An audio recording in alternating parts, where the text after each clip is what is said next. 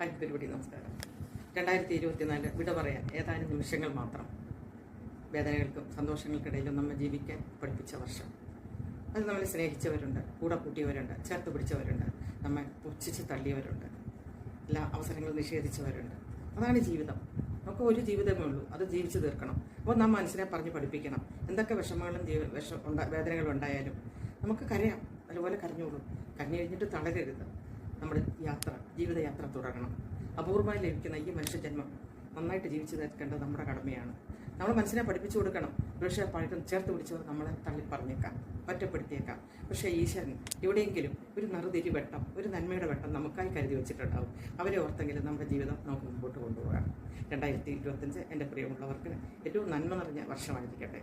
നിങ്ങളുടെ ആശകളും പ്രതീക്ഷകളും പൂവണിയട്ടെ. നവത്സരാശംസകൾ. Thank you.